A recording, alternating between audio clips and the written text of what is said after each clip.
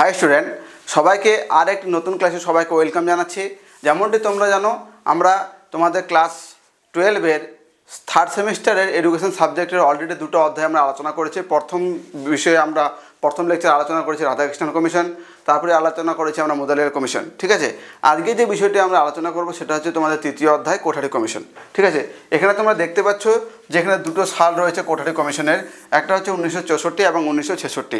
আমরা প্রত্যেকটা কমিশনে দুটো সাল দেখেছি, যেরকম আমরা রাধাকৃষ্ণন কমিশনে দেখেছি 1948 থেকে 49, আমরা মাধ্যমিক শিক্ষা কমিশন বা মুদালিয়ার কমিশনে দেখেছি 1952 থেকে 53, এবং এখানেও দুটো সাল রয়েছে আমাদের কোঠারি কমিশনে 1964 এবং 1966।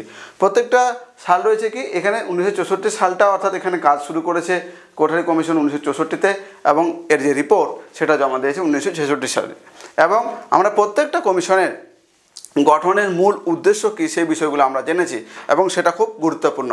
যেমন রাধাকৃষ্ণন কমিশন হায়ার এডুকেশনের জন্য গঠন করা হয়েছে, আমাদের মাধ্যমিক শিক্ষা কমিশন মাধ্যমিক শিক্ষার জন্য গঠন করা হয়েছে, কিন্তু কোঠারি কমিশন গঠন করা হয়েছে শিক্ষার সব স্তরের জন্য, অর্থাৎ প্রাক প্রাথমিক থেকে উচ্চশিক্ষা, টিচার্স এডুকেশন, নারী শিক্ষা, ঠিক আছে, সমস্ত বিষয়গুলোকে গুরুত্ব দেওয়ার লক্ষ্যে কোঠারি কমিশন গঠন করা হয়েছে।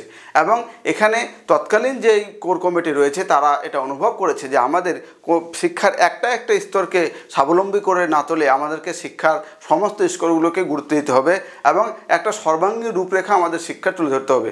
এবং এই জন্য আমরা এখানে শিক্ষার যে কাঠামোটা দেখবো সেটা হচ্ছে 10+2+3+2। ঠিক আছে, তাহলে চলো অন্যান্য কথা না বাড়িয়ে আমরা মূল আলোচনায় চলে যাই। সেটা হচ্ছে দেখো কোঠারি কমিশন 1964 থেকে 66 এবং এর অপর নাম হচ্ছে ভারতীয় শিক্ষা কমিশন। দেখো এটা কোঠারি কমিশন, কিন্তু এর আরেকটা নাম হচ্ছে ভারতীয় শিক্ষা কমিশন বা ইন্ডিয়ান এডুকেশন কমিশন, কারণ এই কমিশনটাতে একটা সর্বাঙ্গীন শিক্ষার রূপরেখা তুলে ধরার কথা এখানে বিষয়কে গুরুত্ব দেওয়া হয়েছে।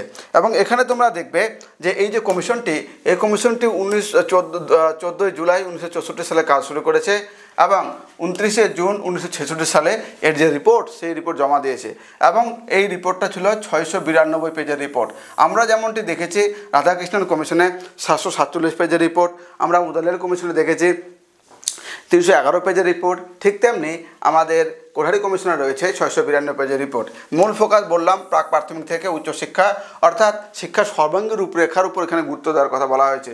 শিরোনাম, অন্য দুটো কমিশনের শিরোনাম বা টাইটেলটা খুব গুরুত্বপূর্ণ নয়, কিন্তু আমরা যখন কোঠারি কমিশন পড়ব তখন অবশ্যই আমাদেরকে মনে রাখতে হবে যে কোঠারি কমিশন যে কমিশন গঠন করা হয়েছে তার মূল টাইটেল হচ্ছে শিক্ষা ও জাতীয় উন্নয়ন, এডুকেশন অ্যান্ড ন্যাশনাল ডেভেলপমেন্ট। শিক্ষা ও জাতীয় উন্নয়ন, আর ইংরেজিতে এটাকে বলা হচ্ছে এডুকেশন অ্যান্ড ন্যাশনাল ডেভেলপমেন্ট। এটা অবশ্যই তোমাদেরকে প্রত্যেককেই মনে রাখতে হবে। তারপরে সভাপতি দেখো ডিএস কোঠারি, দৌলত সিং কোঠারি, যিনি ইউজিসি চেয়ারম্যান পদেও কাজ করেছেন। সম্পাদক রয়েছেন ডক্টর জেপি নায়েক। ঠিক আছে, প্রত্যেকটি কমিশনেরই আমরা সম্পাদক দেখেছি, সভাপতি দেখেছি। তাহলে এখানে আমাদেরকে যে বিষয়গুলো আলোচনা মনে রাখতে হবে সেটা হচ্ছে কোঠারি কমিশনের আরেক নাম হচ্ছে ভারতীয় শিক্ষা কমিশন। এই কমিশনটি 14 জুলাই 1964 সালে এর কাজ শুরু হয়, 29 জুন 1966 সালে রিপোর্ট জমা দেয়। 692 পেজের এর রিপোর্ট ছিল। তারপরে এর মূল ফোকাস হচ্ছে প্রাক প্রাথমিক থেকে উচ্চশিক্ষা, অর্থাৎ শিক্ষা সর্বাঙ্গীন রূপের কথা বলেছে। শিরোনাম হচ্ছে শিক্ষা ও জাতীয় উন্নয়ন, এডুকেশন ন্যাশনাল ডেভেলপমেন্ট। সভাপতি হলেন ডিএস কোঠারি, যিনি ইউজিসি চেয়ারম্যান পদে কাজ করেছেন, এবং সম্পাদক হলেন ডক্টর জেপি নায়েক। এই বিষয়গুলো এখানে আমাদেরকে মনে রাখতে হবে। ডক্টর কোঠারির এখানে ছবি দেওয়া হয়েছে। তারপরে দেখো যে এই যে কমিশনটি, এই কমিশনটার যে মূল কমিটি, কোর কমিটি, সেটাতে ছিলেন টোটাল 17 জন। যেরকম আমরা যদি দেখে নিই, আমরা প্রথমে দেখবো রাধাকৃষ্ণন কমিশন। রাধাকৃষ্ণন কমিশনের টোটাল সদস্য সংখ্যা ছিল 10 জন, তার মধ্যে 7 জন ছিল আমাদের ইন্ডিয়ান, প্লাস 3 জন ছিল বিদেশি। তারপর যদি আমরা দেখি Mudaliar commission, Mudaliar commission total 9 জন ছিল, 7 জন ছিল ভারতীয়, প্লাস 2 জন ছিল বিদেশি। ঠিক তেমনি আমরা যদি কোঠারি কমিশন দেখি তাহলে এখানে টোটাল মানুষ হচ্ছে বা মেম্বারের টোটাল কমিটিতে মেম্বার রয়েছে 17 জন, তার মধ্যে 10 জন আমাদের ভারতীয় এবং 7 জন রয়েছে বিদেশি। তাহলে এই যে 10 জন ভারতীয়দের নাম আমরা দেখব। দুটোর নাম আমরা অলরেডি জানি, ডক্টর ডিএস কোঠারি ছিলেন এখানকার সভাপতি এবং ডক্টর জেপি নায়েক হচ্ছে এখানকার সম্পাদক। বাকি যে 8 জন রয়েছেন doctor K G Saiyidain, doctor P N Kirpal, doctor T Sen, mister M B Mathur, mister A R Dawood, mister R A. Gopalaswami, mister Kumar S Panandikar, doctor B P Pal. এই 10 জন ছিলেন আমাদের এই কমিশনের আমাদের ভারতীয় সদস্য। এবং বিদেশি সদস্যদের নাম আমরা দেখব। দেখো এখানে রয়েছে যে 7 জন বিদেশি সদস্য ছিল কোঠারি কমিশনের, তাদের নাম আমরা দেখব। মিস্টার জে.এফ ম্যাকডুগাল, ডক্টর VS ঝা, মিস্টার HL এলউইন, অধ্যাপক রজার রেভেলি, অধ্যাপক সত্যশী ইহারা, তিনি জাপান থেকে ছিলেন, অধ্যাপক সুনভস্কি, তিনি রাশিয়া থেকে ছিলেন, মিস্টার অ্যামজেন থমাস, ফ্রান্স থেকে ছিলেন। এখানে প্রত্যেকটা দেশের নাম উল্লেখ করা হয়েছে, কোন মানুষটি কোন দেশ থেকে ছিলেন। তাহলে আমাদের যে বিষয়টা এখানে মনে রাখতে হবে সেটা হচ্ছে টোটাল 17 জনের কোর কমিটি ছিল, তার মধ্যে ভারতীয় ছিল 10 জন এবং বিদেশি ছিল 7 জন। ঠিক আছে, কিন্তু এখানে আর একটা বিষয় এখানে মনে রাখতে হবে, সেটা হচ্ছে আমরা আগের যে দুটো কমিশন পড়েছে সেখানে এই দুটো কনসেপ্ট সেখানে নেই। এখানে যে কনসেপ্টটা রয়েছে সেটা হচ্ছে এখানে 12টি টাস্ক ফোর্সের কথা বলেছে এবং 7টি গ্রুপের কথা বলেছে। ঠিক আছে, এবার টাস্ক ফোর্স দেখে নেব। এই যে 12টি টাস্ক ফোর্সের কথা বলেছে, অর্থাৎ যে কমিটিটা গঠন করা হয়েছে এর মধ্যে কোন কোন সেক্টরগুলোতে কাজ করা হবে সেই সেক্টরগুলোকে 12টি ভাগে ভাগ করা হয়েছে। যেমন দেখো, বিদ্যালয় শিক্ষার কথা বলেছে, স্কুল এডুকেশনের কথা, এটা একটা টাস্ক ফোর্সের কথা বলছে। হায়ার এডুকেশন, এটাও একটা টাস্ক ফোর্স। অর্থাৎ এগুলোকে আমরা বলতে পারি কতগুলো জায়গাকে ইন্ডিকেট করা হয়েছে যেগুলোর উপর এই কমিশন কাজ করেছে। ঠিক আছে, কৃষিবিদ্যা শিক্ষা, কারিগরি শিক্ষা, বয়স্ক শিক্ষা, বিজ্ঞান শিক্ষা ও গবেষণা, শিক্ষক প্রশিক্ষণ ও শিক্ষকের মর্যাদা, শিক্ষার্থী কল্যাণ, তারপর নতুন শিক্ষণ কৌশল ও পদ্ধতি, মানব শক্তি, শিক্ষামূলক প্রশাসন আর শিক্ষার অর্থনীতি। এই যে 12টি ভাগে ভাগ করা হয়েছে সমস্ত সেক্টরগুলোকে, এটাকে 12টা টাস্ক ফোর্স বলেছে কে? কোঠারি কমিশন।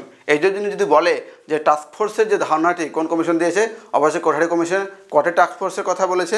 12টি টাস্ক ফোর্সের কথা বলেছে। এবং কমিশনের 7টি কর্মদলের কথা বলেছে, অর্থাৎ 7টি দলে ভাগ হয়ে এই কমিশন কাজগুলো করেছে। যেমন দেখছো, নারী শিক্ষা, তারপরে অনুন্নত শ্রেণীর শিক্ষা, বিদ্যালয় গৃহ পরিসংখ্যান, বিদ্যালয় সম্প্রদায়ের সম্পর্ক, প্রাক প্রাথমিক শিক্ষা এবং বিদ্যালয় পাঠ্যক্রম।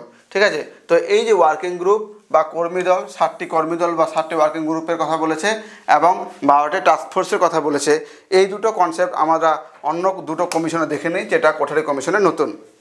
ঠিক আছে, এবার যদি আমরা কোঠারি কমিশনের মূল যে সুপারিশগুলো, যেগুলো তোমাদের পরীক্ষায় আসার সম্ভাবনা ম্যাক্সিমাম, সেই সম্ভাব্য বিষয়গুলো এখানে আমরা আলোচনা করেছি। ঠিক আছে, দেখো বলছে শিক্ষার কাঠামো 10+2+3+2। দেখো এটা কীরকম হবে? 10+2+3+2। তো 10 হচ্ছে কি? এটা হচ্ছে আমাদের সেকেন্ডারি এডুকেশন। ঠিক আছে, সেকেন্ডারি এডুকেশন অর্থাৎ মাধ্যমিক শিক্ষা এটা। তারপরে 2 বছরের যেটা বলছে সেটাকে বলে EHS অর্থাৎ আমাদের 11-12। ঠিক আছে, তারপরে 3 বছরই আমাদের UG অর্থাৎ গ্র্যাজুয়েশন এবং এমএটা হচ্ছে 2 বছরে, যেটাকে আমরা বলছি কি PG, BA। আশা করি বোঝা গেছে। 10+2+3+2 এর যে কনসেপ্টটা দিয়েছে কোনটাকে কেন্দ্র করে দিয়েছে? মাধ্যমিক শিক্ষা, আমাদের HS, গ্র্যাজুয়েশন এবং MA বা PGটাকে গুরুত্ব দেওয়ার কথা বলেছে। প্রাক প্রাথমিক শিক্ষা প্রতিষ্ঠান হিসাবে এখানে যে কনসেপ্টটা আমরা পেয়েছি সেটা হচ্ছে নার্সারি বিদ্যালয় এবং কিন্ডারগার্টেন। এগুলো সম্পর্কে পরে বিস্তারিত আলোচনা করব। কেবলমাত্র তোমরা নামগুলো এখানে মনে রাখবে যে প্রাক প্রাথমিক শিক্ষা প্রতিষ্ঠানের কথা বলেছে আমাদের কোঠারি কমিশন, এবং নার্সারি বিদ্যালয় এবং কিন্ডারগার্টেন যে বিদ্যালয় রয়েছে সেটা হচ্ছে প্রাক প্রাথমিক শিক্ষা প্রতিষ্ঠান। কি বলছে? প্রাক প্রাথমিক শিক্ষা প্রতিষ্ঠান, এটা ভালো করে মনে রাখতে হবে। তারপরে এখানে একটা কনসেপ্ট দিয়েছে সেটা হচ্ছে ত্রিভাষা সূত্র। 3টা ভাষাকে কেন্দ্র করে ছেলেমেয়েরা পড়াশোনা করবে। যেরকম দেখো এখানে ত্রিভাষা সূত্রের কথা বলতে গিয়ে যেগুলো আমাদের হিন্দি রাজ্য রয়েছে এবং নন হিন্দি রাজ্য রয়েছে সেটাকে গুরুত্ব দেওয়া হয়েছে। অর্থাৎ এমন অনেকগুলো জায়গা রয়েছে যেখানে হিন্দি মানুষরা কি করে, হিন্দিতে কথা বলে না বা তাদের মধ্যে চর্চা নেই।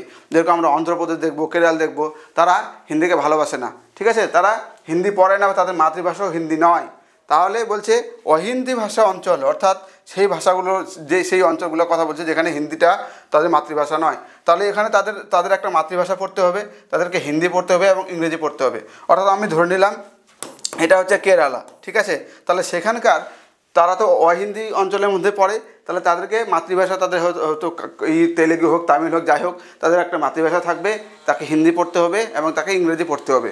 এবং যেখানে হিন্দি অঞ্চল, যেখানে হিন্দিটা চলে, সেখানে কি তারা মাতৃভাষা হিসাবে এখানে হিন্দিটাই তারা পড়বে, তারা ইংরেজি পড়বে এবং আধুনিক ভারতীয় ভাষা হিসাবে আরেকটা ল্যাঙ্গুয়েজ ওদেরকে এক্সট্রা পড়তে হবে।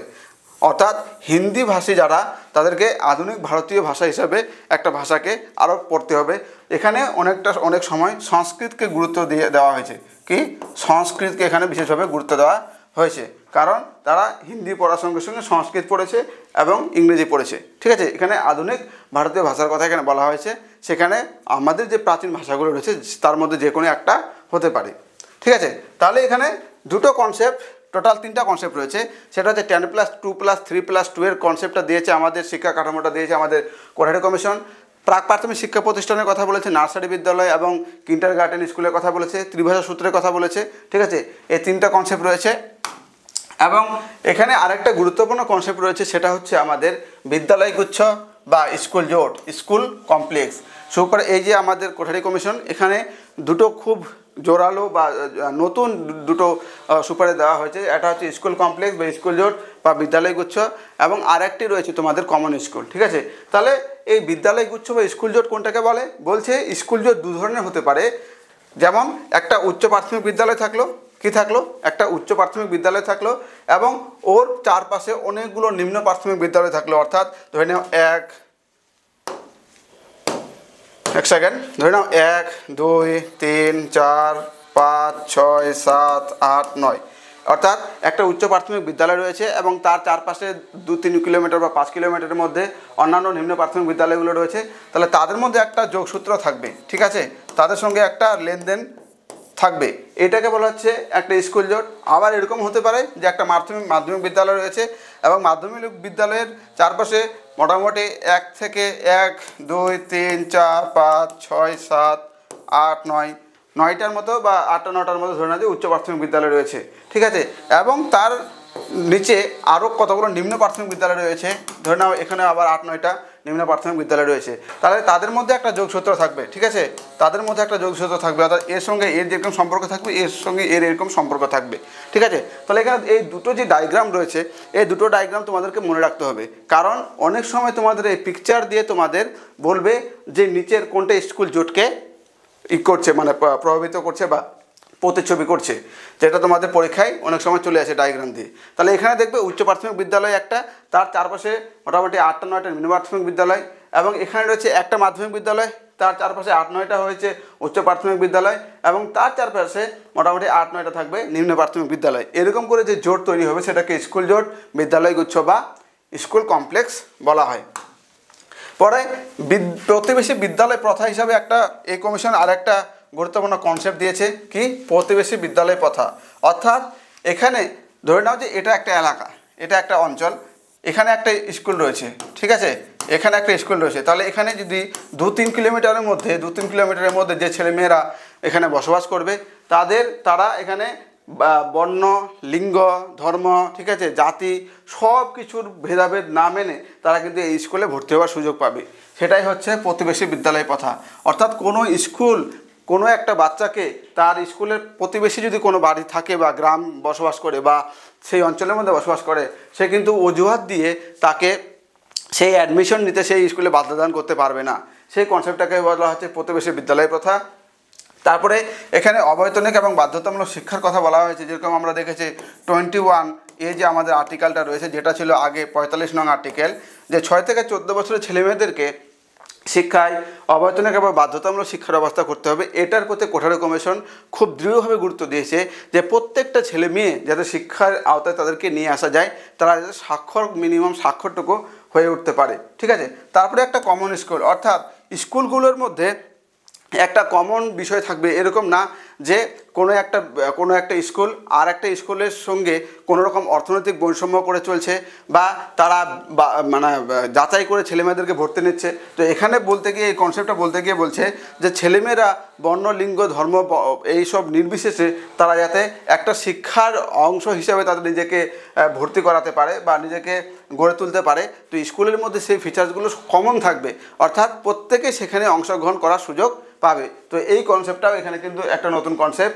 তাহলে এখানে স্কুল কমপ্লেক্স বা স্কুল জোট, কমন স্কুল এবং প্রতিবেশী বিদ্যালয় প্রথা, এই কনসেপ্ট যেগুলো দেওয়া হয়েছে, এই কনসেপ্টগুলো কোঠারি কমিশনে কিন্তু একদমই নতুন। তো এই বিষয়গুলো আমাদেরকে মনে রাখতে হবে। তো আজকে আমরা যেটুকু বিষয়ে আলোচনা করলাম সেটুকু হচ্ছে একদম তোমাদের রিক্যাপ করে দেখিয়ে দিচ্ছে। এই কমিশনটা গঠন করা হয়েছে 1964 সালে এবং কমিশনের রিপোর্ট জমা দেওয়া হয়েছে 1966 সালে। হয়তো 692 পেজের রিপোর্ট ছিল। ঠিক আছে। তারপরে আমরা যদি দেখি সভাপতি ছিল আমাদের ডক্টর ডিএস কোঠারি, সম্পাদক ছিল আমাদের জেপি নায়েক। তারপরে আমরা যদি এখানে দেখি যে মূল ফোকাস হচ্ছে প্রাক প্রাথমিক শিক্ষা থেকে উচ্চশিক্ষা এখানে গুরুত্ব দেওয়া হয়েছে, ঠিক আছে। তারপরে যদি আমরা দেখি এখানকার যে মূল আলোচনার বিষয় সেটা হচ্ছে এখানে 17 জনের কোর কমিটি ছিল, তার মধ্যে 10 জন ছিল আমাদের ইন্ডিয়ান এবং 7 জন ছিল আমাদের বিদেশি ফরেনার, ঠিক আছে। তারপরে আমরা যদি দেখি এখানে 12টি টাস্ক ফোর্সের কথা বলেছে, 7টি ওয়ার্কিং গ্রুপের কথা বলেছে, ঠিক আছে, ওয়ার্কিং গ্রুপের কথা বলেছে এখানে এই বিষয়গুলো। এবং এখানকার যেগুলো আমরা যদি রেকমেন্ডেশন যদি আমরা এখানে দেখি তাহলে আমরা দেখতে পাবো স্কুল কমপ্লেক্স, কি বিদ্যালয়গুচ্ছ বা স্কুল কমপ্লেক্স। তারপর দেখবো আমরা কমন স্কুল, কি দেখব কমন স্কুল। তারপরে আমরা দেখলাম প্রতিবেশী বিদ্যালয় প্রথা, ঠিক আছে, কি প্রতিবেশী বিদ্যালয় প্রথা। তারপরে অবৈতনিক এবং বাধ্যতামূলক শিক্ষা, ঠিক আছে, কি অবৈতনিক বাধ্যতামূলক শিক্ষা অর্থাৎ 45 নং ধারা, আর্টিকেল 45 যেটা আমরা দেখলাম। তারপরে এখানে গুরুত্বপূর্ণ রয়েছে 10+2+3+2 শিক্ষা কাঠামো। এই বিষয়গুলো আমরা আলোচনা করলাম। তো এখানকার যে কোর বিষয়গুলো এগুলো মনে রাখতে হবে এবং এই বিষয়গুলো তোমাদেরকে মনে রাখতে হবে, যেটা তোমাদের পরীক্ষা সচরাচর এইখান থেকে কোশ্চেনগুলো চলে আসে। তাহলে আশা করি তোমাদেরকে এই ক্লাসটি ভালো লাগলো এবং পুরো ক্লাসে থাকার জন্য সবাইকে ধন্যবাদ জানাচ্ছি। আবার দেখা হবে একটা নতুন ক্লাস নিয়ে।